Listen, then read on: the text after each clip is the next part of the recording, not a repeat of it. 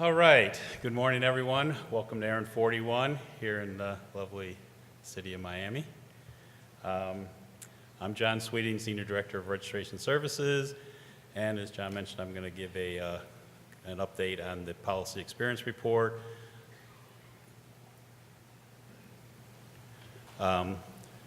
This report's given at every Aaron meeting, and the purpose of the report is to provide feedback to you, the community, on the number resource policy manual policies.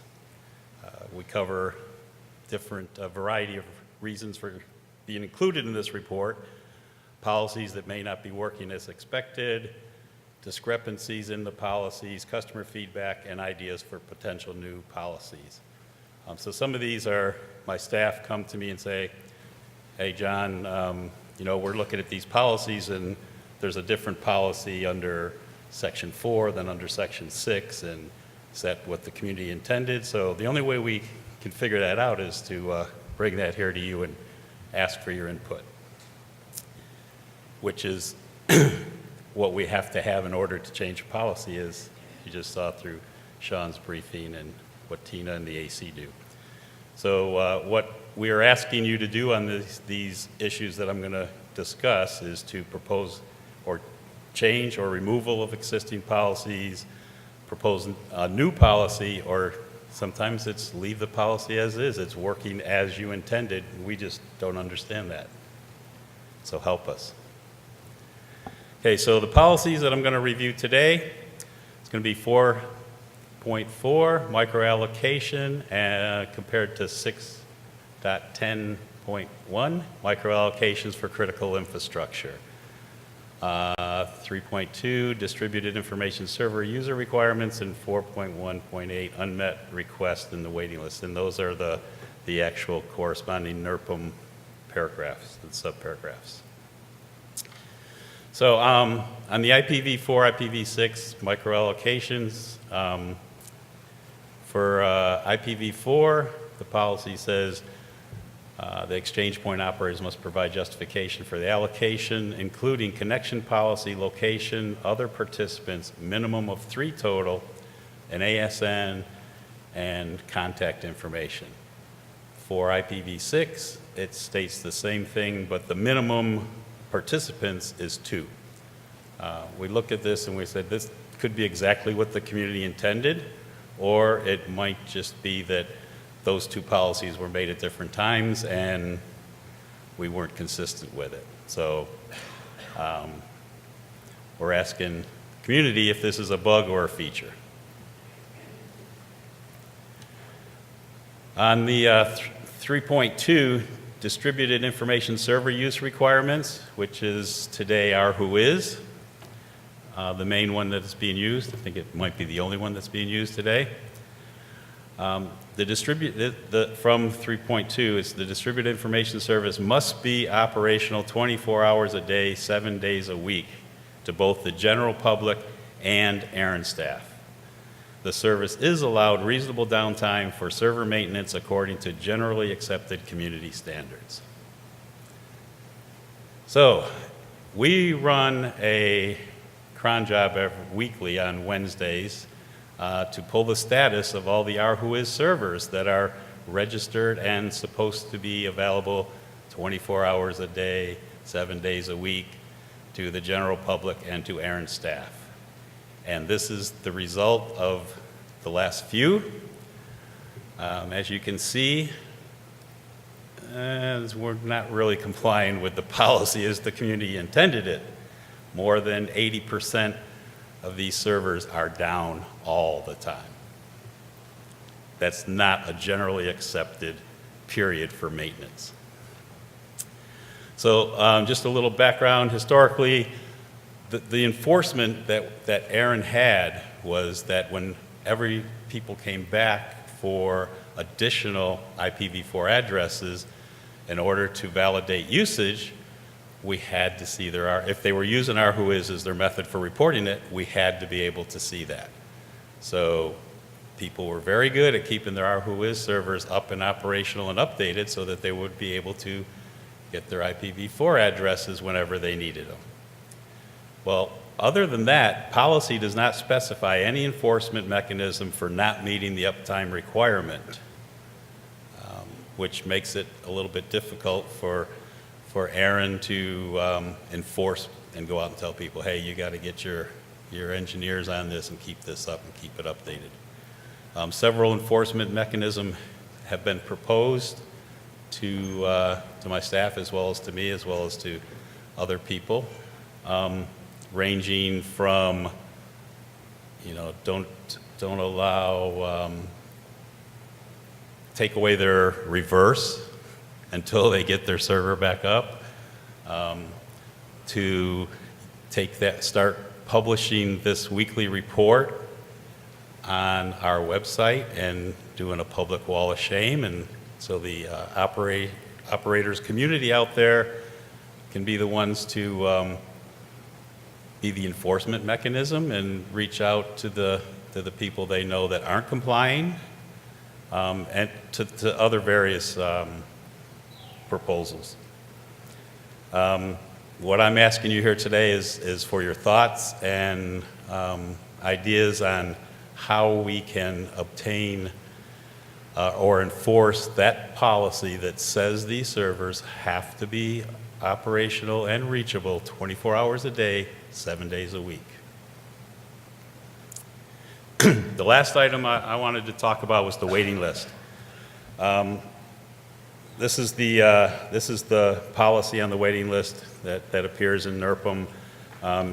If we don't have a contiguous block, which this was written prior to free pool depletion, so some of it doesn't quite make sense today, but we still don't have contiguous block of addresses to fulfill requests. So today, basically, you don't come in and request IPv4, you request to be placed on the waiting list for IPv4.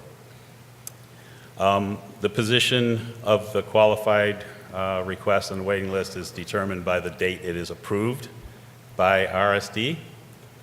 And each organization can only have one approved request on the waiting list at a time. And as the address blocks become available, Aaron fulfills the blocks on a first approved basis, subject to the size of the blocks and timely revalidation of the request. Of course, some organizations have to follow through and sign RSAs and pay some invoices associated with them. There's no partial fulfillment of a request.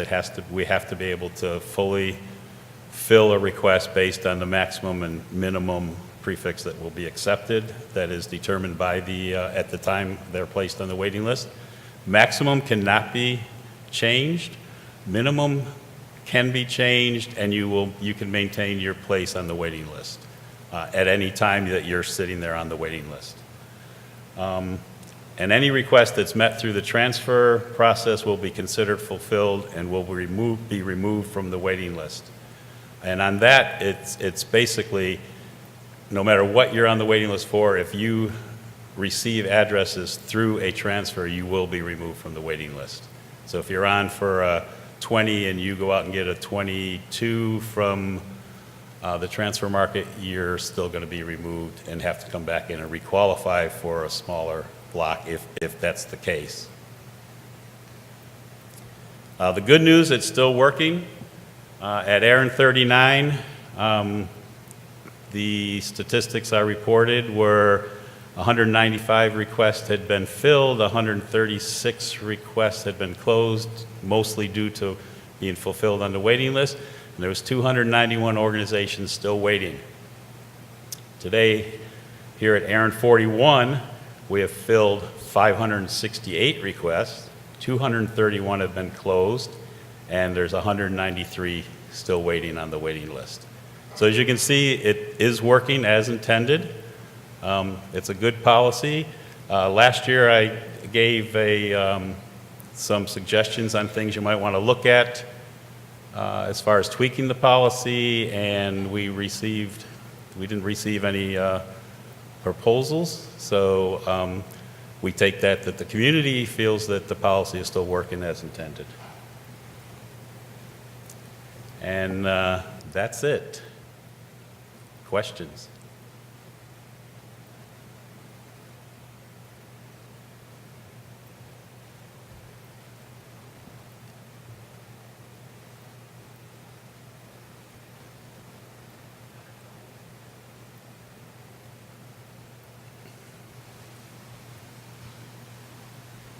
this one, yeah, Kevin Bloomberg, Toronto Internet Exchange. If you can go to the critical allocations slide, the very beginning one, you asked us a question in regards to number of participants 2 versus number of participants 3 at the very beginning. It would be very useful to know over time how many of the resources in those blocks have been used. Those numbers were changed to promote what was expected to be a big uptake in IX deployments. And I think that having that information over since that policy came out, I think it was 2-3 years ago, would definitely help inform the community and allow them to make a more educated answer. Kevin, can I hold Yeah. you for a second? I was trying to go back, and I'm not able to go back, and I think, Susan, is my presentation not available any longer?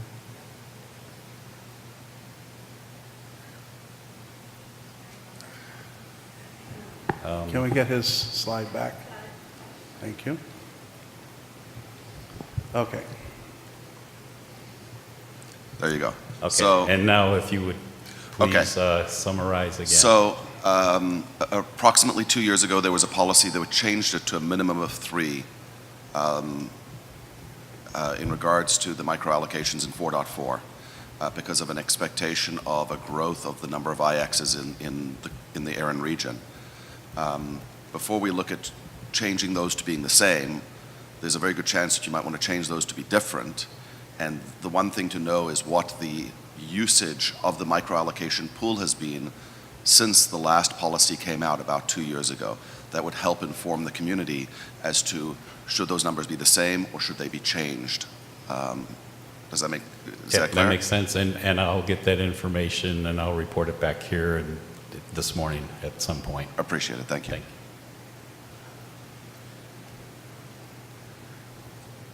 Hi, Rob Seastrom, New Star.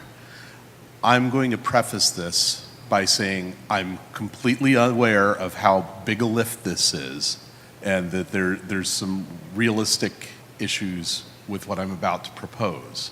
However, I think that it's time that we give retiring who is as a way to comply with Erin's requirement for publishing the information on block reassignments as a viable option. And the reason is that this is a requirement for a legacy service that doesn't have any requirement for modern hooks in it, no requirements for REST, no requirements for machine parsability or readability. Erin has expended very large amounts of money to provide a resilient WHOIS service that meets the level of availability that meets members' expectations.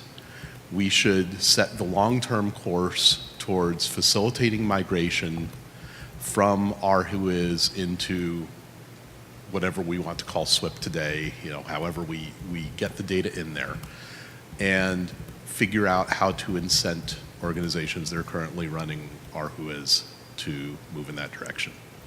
Okay, I'm going to let John respond to that because he did recently run a consultation on this exact topic. So, John?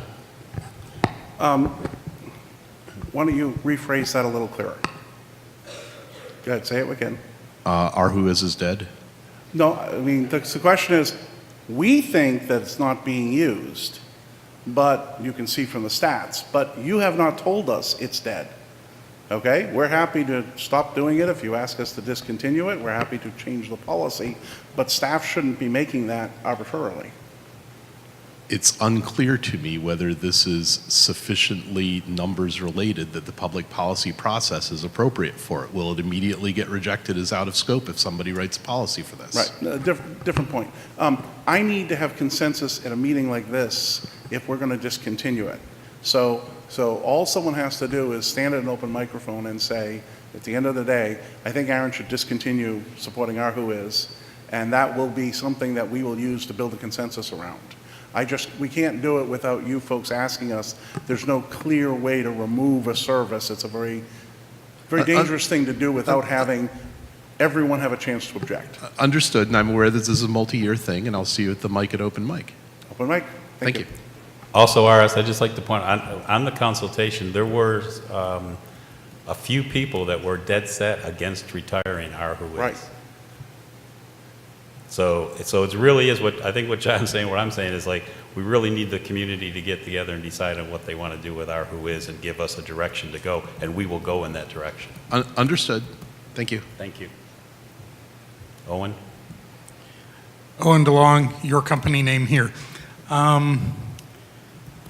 There was quite a debate, as I recall, in the AC when we changed 2 to 3 in 4.4, and I remember us deliberately choosing not to modify 6 because, well, we felt that it wasn't really an exchange point if it didn't have at least 3 people.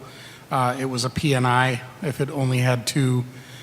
We also felt that that was more important in a situation where addresses are scarce, and that perhaps more relaxed standards for V6 would somehow, encourage exchange points to consider implementing V6, at least initially, if not, contemplating a V6 only exchange point if they really felt the need to. So I personally think that that is as intended and that it's just fine the way it is. We could look at modifying section 6 to be 3 if we really cared, but I don't consider there to be a scarcity of V6 resources for critical infrastructure that we need to contemplate such a thing to cover, where V4 is a little bit different. In terms of our who is, changing topics now, the proposal would, I think, pretty clearly be in scope since the requirement for our who is in section 3 of the NRPM, and the PDP scope covers modifications to the NRPM. So I can't imagine it being rejected as out of scope to address that in the NRPM. Thank you. Thank you, Owen. Louise? Hi, Illusies van der Laan. I'm on the ICANN board, and I'm still following with fascination all the things that are happening around, the IPv4. And I was just wondering, so you hand out this very precious resource for free, but there are people who are actually selling this as well. So is there any kind of punishment that if you get something for free and you sell it on, that you, I don't know, get kicked off the waiting list, or there's something about that? Do you blacklist people? How does that work? If you receive something through a transfer, you're off the waiting list until you come back in and apply and get approved for it, taking into consideration the usage for the space that you got on the transfer. There's also, we have waiting times built in of once you receive a transfer, you have to go 12 months before you can transfer it out.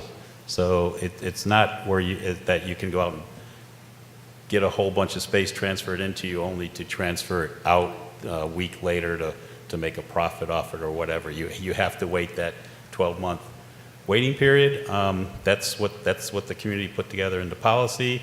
Whether that's a good time or not, that might be something the community would want to look at, because as we've seen, maybe that 12 months was looking at a short transfer market timeline, but it looks like it might be a little bit longer.